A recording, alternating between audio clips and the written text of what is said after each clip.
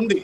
దీంట్లో అనుమానం లేదు. కాబట్టి దీన్ని కొత్తగా మేమేదో దాన్ని చెప్పుకోవాలన్నటువంటి అవసరం లేదు. ఈరోజు పవన్ కళ్యాణ్ గారి మీద వచ్చినటువంటి చర్చ వాస్తవానికి దానికి అనేక బలమైనటువంటి కారణం. గతంలో ఎన్నికల సమయంలో కూడా పవన్ కళ్యాణ్ గారు జగన్ నిన్ను కేంద్ర ప్రభుత్వంతో చెప్పించి ఆటలు ఆటకపోతే నా పేరు పవన్ కళ్యాణే కాదని ఆయనే కదా మాట్లాడారు.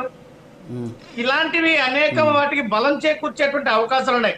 మరి అమిత్ షా గారు ఏమన్నారు ఏంటో అనేది విషయం బహిర్గతంగా దాని మీద స్పష్టమైనటువంటి పరిస్థితి లేనప్పుడు దాని మీద చర్చలు జరగడం అన్నది సాధారణంగా జరుగుతుంది. ఎవరి మీద ఇప్పుడు ఉదాహరణకి మీరు చూసుకున్నట్లయితే కొన్ని ఛానళ్ళు, నేను పేర్లు చెప్పను కానీ, జగన్మోహన్ రెడ్డి గారి బెడ్ కింద కూర్చున్నామనో, లేదంటే పక్కన బెడ్రూమ్ లో ఉండి చూసినట్టు, వంట రూమ్ లో ఉన్నట్టు చూసినట్టు, బాత్రూమ్ లో ఉన్నట్టు చూసినట్టు కథనాలను వండి వార్చుతూ ఉంటారు అనేకం.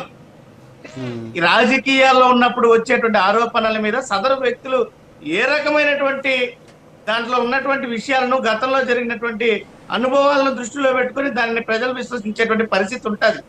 ఈరోజు ఆయన నాదెళ్ల మనోహర్ గారు కూడా దాని మీద ఏదో స్పందించి మాట్లాడడం జరిగింది. అంటే ఇక్కడ నేనేమంటానంటే, జగన్మోహన్ రెడ్డి గారి మీద సానుకూలంగా భారతీయ జనతా పార్టీ ఉంది అన్నటువంటి కోణం ఒకవైపు, మరోవైపు పవన్ కళ్యాణ్ గారిని పెద్దగా పరిగణలోకి తీసుకోలేదేమో భారతీయ జనతా పార్టీ అన్నటువంటి విషయం మరోవైపు, ఇలా అనేక చర్చలకు ఈరోజు తావిస్తుంది. ఏ చర్చలు ఎన్ని జరిగినప్పటికీ కూడా అంతిమంగా ఏ ప్రభుత్వమైనా ప్రజల మన్ననలు పొందే మనుగడ సాగించలేనటువంటి పరిస్థితి. కాబట్టి ఈ రాజకీయ విమర్శలు, ఆరోపణల కన్నా ఉన్నటువంటి ప్రభుత్వ కాలాన్ని, ఏదైతే వాళ్ళు ఇచ్చినటువంటి హామీలకో లేదంటే పాలనలో వాళ్ళు తీసుకువచ్చేటువంటి సంస్కరణలపైన దృష్టి పెడితే బాగుంటది. రెండో విషయం, ఈరోజు పవన్ కళ్యాణ్ గారి క్రెడిబిలిటీ పూర్తిగా ఆంధ్ర రాష్ట్రంలో తగ్గిపోయింది.